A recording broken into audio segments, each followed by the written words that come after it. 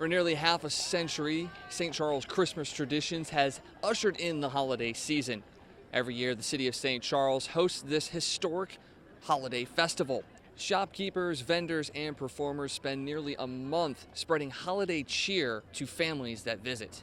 For the past 8 years, the city of St. Charles and MoDOT have been researching plans to help control traffic along the I-70 corridor. The Chick-fil-A brand has been able to increase their sales despite the struggles of the pandemic.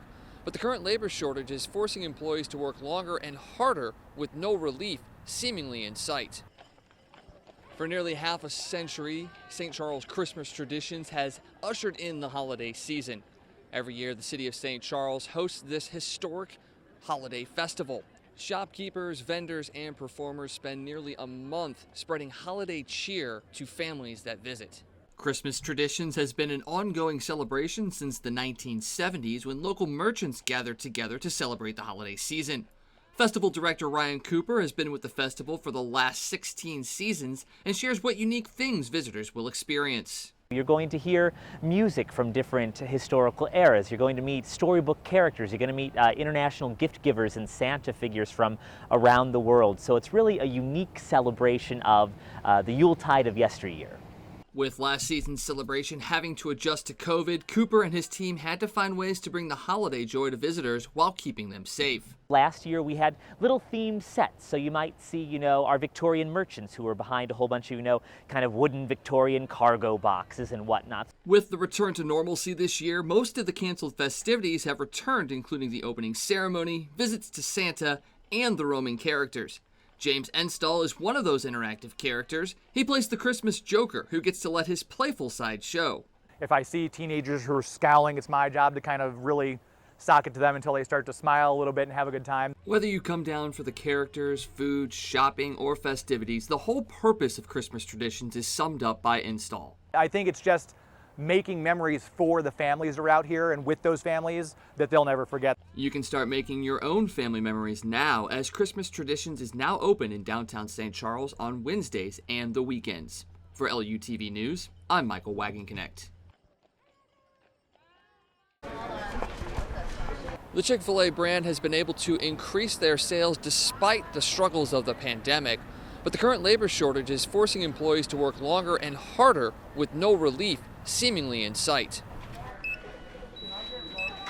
A busy dinner rush is nothing new to the staff at the O'Fallon Chick-fil-A. In fact, it would be an odd day if business were slow. But despite the potential of full-time employment, this store, like many others, is struggling to fill even the most basic of positions. The store currently employs roughly 100 staff members, but with a majority of them being high school age, the ability to staff all day parts has been a struggle. Director of Operations Jenna Wendell spoke on the difficulties of hiring young workers. We're getting a lot of young kids that aren't necessarily ready, and they're quitting very quickly, realizing, just because of how short-staffed we are, business is just crazy. Trainer Will Hartman has experienced what the labor shortage does to the staff. It's making positions a little bit harder than I think they would typically be because of the shortage of workers. As business continues to rise, the store is up 15% over last year. The work is only going to get harder and employees will face more stress. Wendell believes it will be tough to keep the momentum going unless they are able to find more staff. It's just been really hard. It's a lot of stress on the kids. We're just losing more and more people every day. Despite the stress, Will and the staff keep a positive outlook on the job. You see so many people in the day and they all live their own different lives, and we get to see them for just a couple of minutes, and if we can make their day better in those couple of minutes, I think it's awesome. While the O'Fallon location has been able to maintain its current business hours, if applications don't start coming in more frequently, they could be just like every other business along this street, either having to close early or open later just to survive. For LUTV News, I'm Michael Wagenknecht. Welcome to this edition of LUTV News. I'm Michael Wagenknecht. Former U.S. Secretary of State Colin Powell has died from COVID-19 complications. Sources say the 84-year-old retired general was being treated for multiple myeloma when he died. That is a blood cancer that weakens the body's immune system. His family says he was vaccinated, but it's not clear if he received a booster shot. Powell became the first black Secretary of State under President George W. Bush. A quadruple shooting overnight in North St. Louis City's Baden neighborhood has left one dead and 3 others hurt. Police say 19-year-old Isis Mar was killed in the shooting. Authorities say the 3 others who were hurt include 2 18-year-old boys and a 16-year-old girl. The shooting happened in the 8500 block of Church Road in North St. Louis at about 1:30 Sunday morning. Police do not have any suspects or a motive. They are asking anyone with information to contact Crime Stoppers at 866-371-TIPS. A 20-year-old woman was fatally shot in O'Fallon, Missouri Sunday night. Police say she was shot in the torso near the 1100 block of North Main Street just before 3 a.m. Authorities say she was taken to the hospital where she later died. Police say they are talking to a person who was home at the time of the shooting.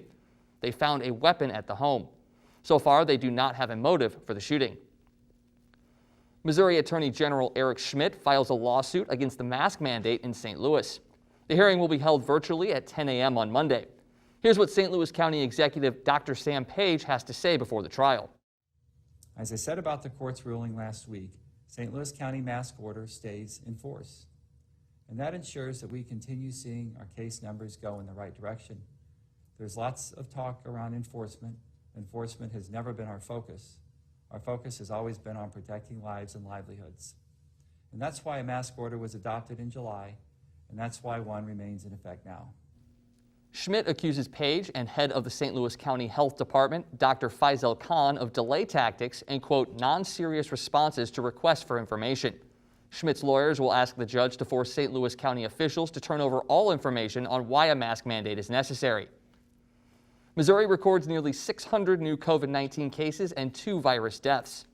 According to the Missouri Department of Health and Senior Services, the state records nearly 693,000 cumulative cases and nearly 12,000 total deaths. That's a case fatality rate of almost 2%. State health officials report almost 55% of the total population received at least 1 dose of the COVID-19 vaccine. The state administered more than 81,000 doses of the vaccine in the last 7 days. A Southwest Missouri man is sentenced to 16 life sentences for child sex abuse. 56-year-old Stephen Turner was sentenced on more than 30 felony counts on Friday. Those charges include multiple types of rape and use of a child in sexual performance. The prosecutor's office says he was originally convicted back in July. Court records say the crimes were committed over the span of a decade, and there were at least 5 victims, some as young as 4 years old. Straight ahead on LUTV News, a car crash in O'Fallon leaves an officer and 3 others hospitalized. We'll tell you what caused the crash next.